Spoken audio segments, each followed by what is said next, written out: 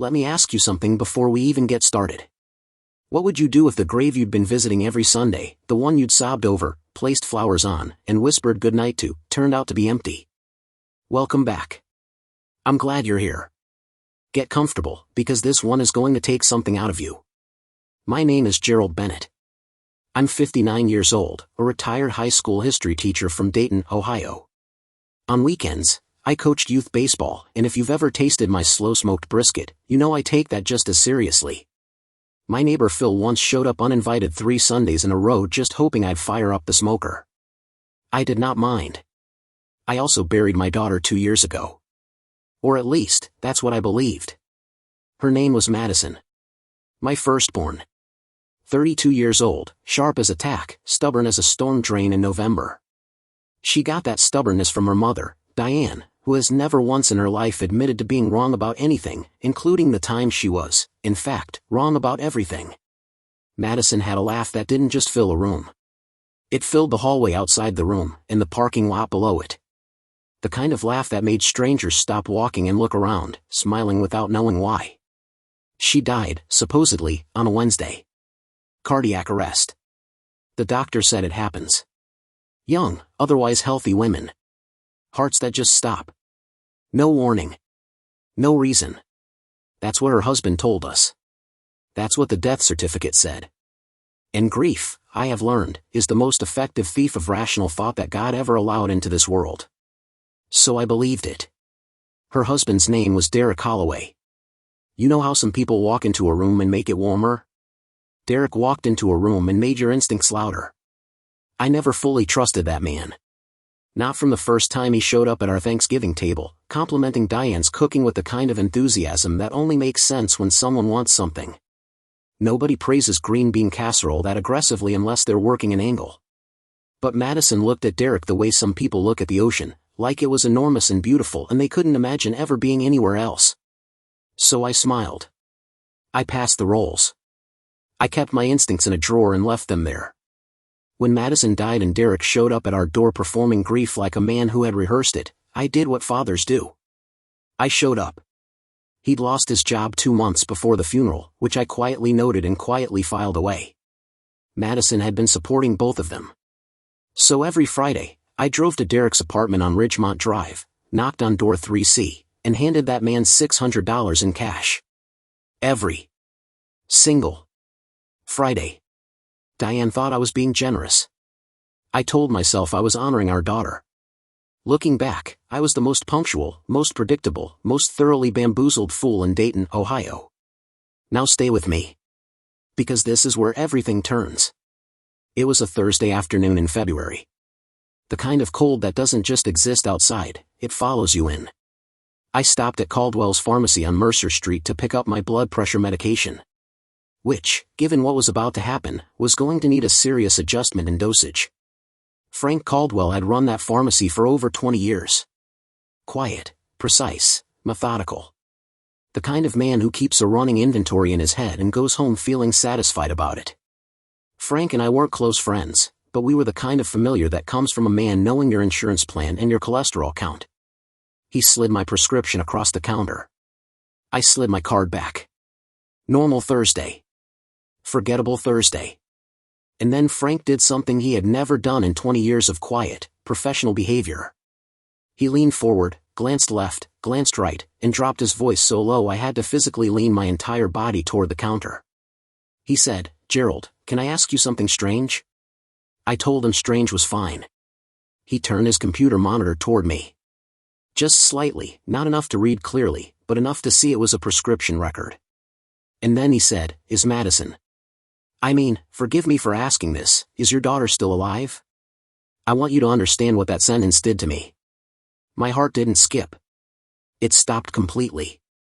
Looked around. Forgot what it was supposed to be doing. Then started back up in the wrong order. I gripped the edge of that pharmacy counter like it was the only solid thing left in the building. I told Frank, slowly, very slowly, that Madison had passed away 2 years ago. He knew that. He'd sent a card to the funeral home. Diane still had it in a box. Frank nodded. Like he'd already suspected my answer. And then Frank Caldwell, calm, methodical, 20-year pharmacist, said. Then someone needs to explain why her prescriptions have been filled here every month for the past 18 months. 18 months. Madison had been dead for 24 months. And for 18 of those months, someone had been walking through that pharmacy door, presenting her insurance card, and picking up prescriptions in her name. I asked Frank who was coming in to pick them up. He shook his head, privacy laws. But what he could tell me, and this is where Frank quietly became the most important person in my life, was that something about the death certificate on file had never sat right with him. He'd looked at it himself when an insurance claim had flagged it months ago. He said the seal, the registrar's signature, something about the format didn't match what he'd processed hundreds of times before. I drove home in complete silence. Diane called twice. I let it ring. Because grief, I was learning, is a house you build around a missing wall. You compensate. You adjust. You reorganize your entire life around an absence. And someone, some deliberate, calculated, cold-blooded someone, had been standing outside that house watching me compensate. Collecting $600 a week while they did it. When I got home, Diane was in the kitchen. She took one look at my face and put her coffee mug down. I sat at the kitchen table, the same table where Madison used to do homework, where she once knocked over an entire bowl of spaghetti and blamed it on the dog we didn't own, and I looked at my wife of 35 years. I said, Diane, I need you to tell me everything you remember about the day we identified Madison's body. The color left her face like a light being switched off. She whispered, why? I said, because I'm starting to wonder if we identified the right person. Diane's coffee mug hit the floor. Neither of us moved to clean it up. We sat at that table until nearly 2 a.m, going through every detail of those days like detectives handed a cold case and a pot of decaf. Diane cried twice. I didn't cry once. And if you knew me, if you knew that Gerald Bennett has cried at nature documentaries and life insurance commercials, you'd know that was the most alarming thing of all. I wasn't grieving anymore. Something colder had taken over. Diane kept saying, but we saw her, Gerald. We identified her. And I kept coming back to the same question. Did we? Or did we see a woman in a casket, and trust Derek's word that it was our daughter? The casket had been closed at the service. Derek said Madison wouldn't have wanted people seeing her that way. We'd only seen her at the funeral home for a few minutes. Diane had barely been able to look. Derek had handled everything. I had one more thought before I went to bed. Then I made one phone call. Saturday morning, I called Marcus Reed. Retired Dayton PD, 28 years on the force. The kind of man who has seen enough of humanity to be completely unsurprised by any of it. Marcus fished on weekends and spoke in short, direct sentences and was exactly who I needed. I told him everything. The pharmacy. The prescriptions. Frank's concern about the certificate. The Friday payments to Derek. All of it. There was a long pause. Then Marcus said, Gerald, how much have you given that man total? I did the math out loud. 52 weeks, 2 years, $600. $62,400. Another pause. Marcus said, Alan, I don't think you understand what you just described to me. What you just described has a name. Several names. None of them are good. He had a contact at the county registrar's office. A favor owed.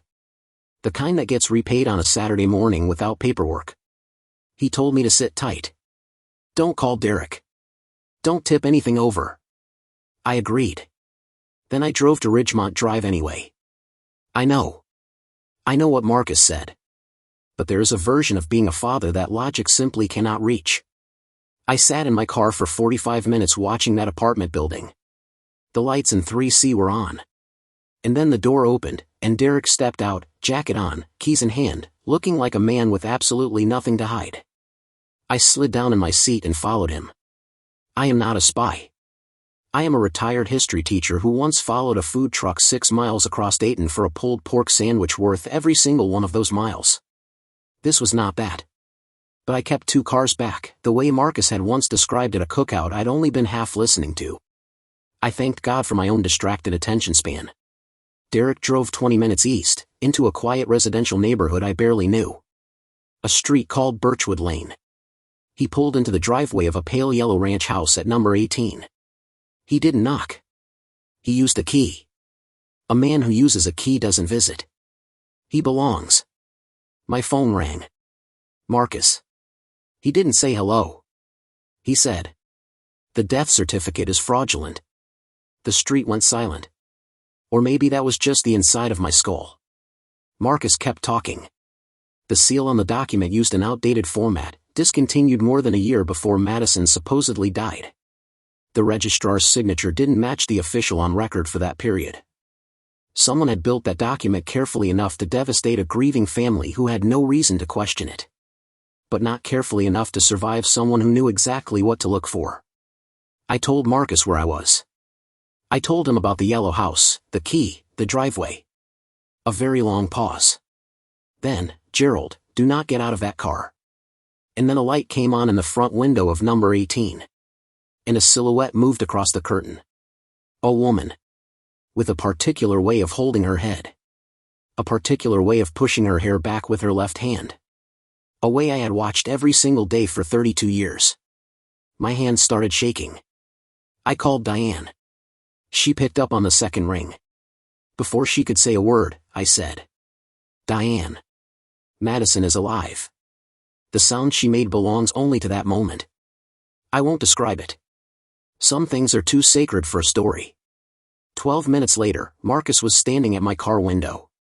He looked at my face and said, "Gerald, I need you to let me do the talking." I said fine. He said, "I need you to actually mean it." We both knew I didn't mean it. Marcus knocked on the door of number 18. 3 solid, professional knocks. The kind that say, "Someone who knows things is standing here, and they are not leaving." We heard voices inside. Quick, low, recalibrating. Then footsteps. Derek opened the door in a gray hoodie and bare feet, holding a coffee mug. He looked at me. Then at Marcus. Then back at me. And whatever story he had built in his head for this exact moment, I watched it dissolve completely behind his eyes. Marcus said calmly, "Rob, we need to come inside." Derek actually said, "This isn't a great time." I said, "Derek. Move." Not loud. Not aggressive. Just the voice of a man who has run completely, permanently, and irrevocably out of patience. He moved. The living room told the whole story before anyone opened their mouth. 2 coffee mugs on the table. A throw blanket on the couch, recently occupied. Photographs on the shelf, turned face down in a hurry so obvious it was almost insulting. And by the door, a pair of women's shoes. Size 7. Madison had always worn a size 7. I stood in the middle of that room and I said, clearly enough to reach every corner of that house, "Madison. Come out here, please." Silence. Then Marcus, quieter but firm. "Madison, my name is Marcus Reed. I'm a retired police officer and a friend of your father's. Nobody is here to hurt you. But this conversation is happening today." A door down the hallway opened. And my daughter walked out. 32 years old. Green cardigan I'd never seen. Hair pulled back. An expression on her face that no painter alive could fully capture, terror and relief and guilt, layered so deep it would take years to fully excavate. She looked at me. The first thing she said, in 32 years of life, every time she'd ever needed to explain herself, she had said these same exact words and always failed to follow through on them. The first thing my daughter said was, "Daddy." I can explain. It came out in pieces, the way confessions always do. Derek hadn't always been the man he became. In the beginning, he was good to her, or good enough, the way people are good when they're performing goodness for an audience. But 2 years into the marriage, things shifted. Bad financial decisions led to worse ones, and worse ones led to the kind of debt that doesn't come from a bank. The kind where the consequences show up at your door personally. 3 men had come to their apartment one night and made things very clear. Derek's plan, and Madison said the word plan like it tasted like something rotten, was to fake her death. Collect the life insurance. Pay off the debt. Disappear and start over somewhere no one could find them. And she agreed. I didn't ask it like a question. I said it like a stone dropping into water. "And you agreed to this?" Madison's eyes filled immediately. She said she was terrified. She didn't know what else to do. She said if they didn't pay, the men had made it very clear what would happen. I said, So you let your mother identify your body? She flinched like I'd raised my hand. I never have. I never would. But the truth landed on her exactly like that. She said, barely a whisper, it wasn't her body. Derek had arranged it. A Jane Doe from the county. A woman with no family, no one to ask questions. Marcus stood up and walked to the window. I said, Madison. Your mother has not slept a full night in 2 years. She sits at a grave every Sunday and puts flowers on it. She is in grief counseling. She blamed herself for years for missing signs of a heart condition that never existed. Do you understand what I am telling you? I watched my daughter cry. In every instinct I had, 32 years of instinct that doesn't ask your permission, that doesn't consult your anger before arriving, every instinct told me to cross that room and hold her. I stayed on the couch. Marcus turned from the window and looked at Derek with the measured, quiet expression of a man who has been patient long enough. He said, I'm going to explain to you exactly what happens next. What the two of you have done is fraud. Insurance fraud. Falsifying a legal document. Obtaining money under false pretenses. The only reason there are no squad cars outside right now is because of the man sitting on that couch who has more restraint than either of you deserve. But this gets resolved. Legally. Fully. Today. Derek started to speak. Marcus said, I wasn't finished. Derek stopped. The insurance payout gets returned. Every dollar Gerald gave you gets documented and repaid. You cooperate fully with whatever process comes next. And if either of you attempt to disappear before that happens, I will make one phone call. And you will not enjoy what follows. Derek nodded. Small. Defeated. A man who had been running a lie so long he'd forgotten that lies always end. And they always end facing someone who is not impressed. I stood up. I looked at my daughter for a long moment. This woman I had mourned. This woman whose absence had added years to my face and taken something from Diane that no counselor had ever been able to fully restore. This woman who had her grandmother's eyes and Diane's stubbornness and a laugh that could fill a room and spill out into the hallway. She was looking at me like a person waiting for a verdict. I walked across the room and I held her. Because she was my daughter. Because she was alive. Because 2 years of grief will make even a wronged man choose presence over pride when presence is, inexplicably, miraculously, suddenly available again. I held her while she shook. I said nothing for a long time. Then I stepped back. Held her at arm's length. Looked at her face. I said, when we get home, you are going to sit across from your mother at that kitchen table. You are going to look her in the eye. And you are going to tell her everything. Not me, her. Do you understand? She nodded. And then, after a significant period of time during which you will be doing a great deal of apologizing and a great deal of listening, we are going to figure out how this family moves forward. I picked up my keys. I looked at Derek one final time. As for you, Marcus will be in touch. I have nothing else to say to you today, because the things I actually want to say are not appropriate for a Saturday morning. Marcus made a sound that was definitely a laugh. I walked out of that pale yellow house and stood on the driveway. The February cold hit me square in the face. But it felt different now. Less like punishment. More like just weather. I sat in my car. Called Diane. She picked up immediately. Gerald, what's happening? You've been gone for hours.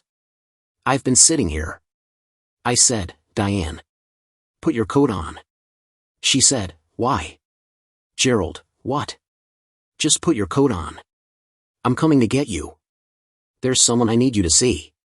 A pause. And then my wife of 35 years, the woman who argues with stop signs, who cried every Sunday at a grave, who made a pot roast that Derek Holloway had complimented with absolute criminal insincerity, said in a voice that was somehow both tiny and enormous at the same time. Is it her? I started the car. Put your coat on, Diane. Some answers don't need words. 3 miles away, in a pale yellow house on Birchwood Lane, my daughter was sitting on a couch waiting for the most important conversation of her life. The grave was empty. The girl was found. And Gerald Bennett, retired teacher, backyard brisket champion, world-class fool for $62,400, drove toward the most complicated, most painful, and most inexplicably beautiful moment of his 59 years on this earth.